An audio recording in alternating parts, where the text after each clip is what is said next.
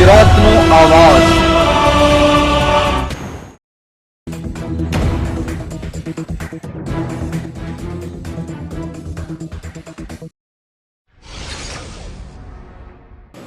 સમગ્ર ગુજરાતમાં ઘણી ઘટનાઓ બની તંત્ર કે કોન્ટ્રાક્ટરની બેદરકારીને કારણે લોકોએ પોતાના જીવ ગુમાવ્યા છે અને છેલ્લે તપાસના આદેશ અને કોઈ પણ ચબરબંધીને છોડવામાં નહીં આવે તેવા આશ્વાસન બાદ ફરી આ ઘટનાઓનું પુનરાવર્તન।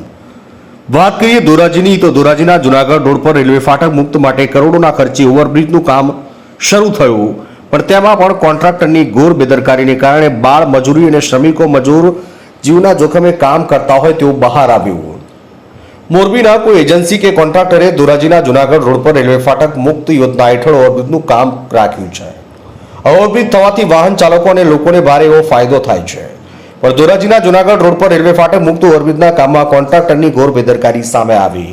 મારું નામ આશીષભાઈ જેઠવા, સામાજિક કાર્યકર ધોરાજી। આજે ધોરાજીના જુનાગઢ રોડ પર જે રેલવે ઓવરબ્રિજનું કામ ચાલી રહ્યું છે તેમાં બાળ મજદૂરો પાસે જે કામ કરવામાં આવ્યું છે કોન્ટ્રાક્ટરો દ્વારા, એ સરકારશ્રી એના ઉપર કાયદેસરની કાર્યવાહી કરી અને બાળ મજદૂરી બંધ કરાવવી જોઈએ અને કોન્ટ્રાક્ટર ઉપર કાયદેસરની કાર્યવાહી કરવી જોઈએ।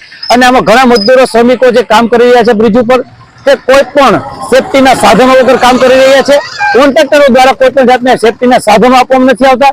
જો આમાં કોઈ દુર્ઘટના બને તો આમાં મજદૂરો કે શ્રમિકોની જાનહાનિ પણ થઈ શકે છે, જેને લીધે સરકારને પણ એની તેજોરી પર બોજો પડે છે અને શ્રમિકો એનો જીવ પર ગુમાવવો પડે છે, જેથી કરીને સરકારે આ કોન્ટ્રાક્ટરો પર કાયદેસરની કાર્યવાહી કરી અને મને બ્લેકલિસ્ટ કરવા જોઈએ।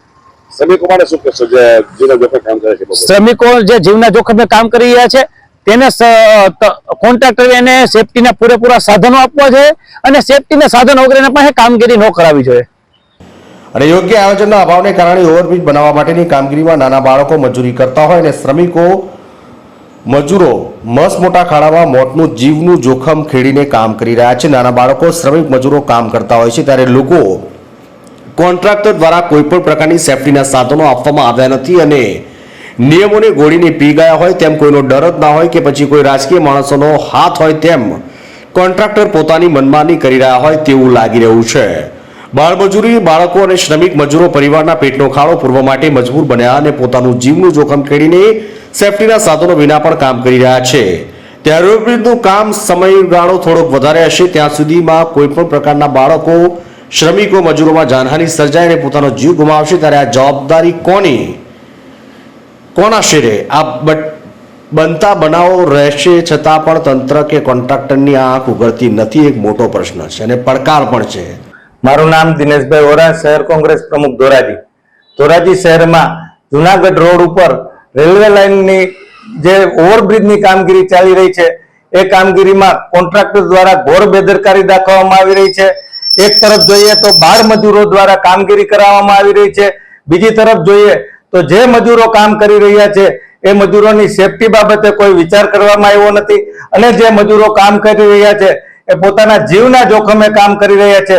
ક્યારે કોઈ દુર્ઘટના બને અને મજૂરોને જાન ગુમાવવાનો વારો આવે ત્યારે તેનું જે ભારણ છે એ સરકારની તેજોરી ઉપર આવે છે અને આવા કોન્ટ્રાક્ટરો જે સેફટી વગરના કામો કરે છે અને મજૂરોને સેફટી નથી આપતા એ કોન્ટ્રાક્ટરો છટકી જતા હોય છે।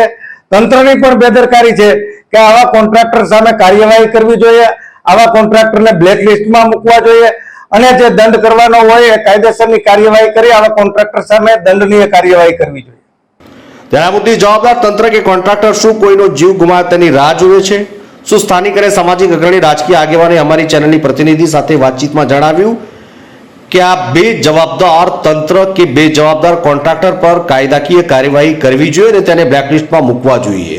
કોઈના જીવ ગુમાવાય તે પહેલા અને સેફટી સાધનો સાથે શ્રમિક મજૂરો કામ કરે અને બાળ મજૂરી અટકાવવી જોઈએ। ધોરાજીથી અલ્પેશ ત્રિવેદીનો રિપોર્ટ।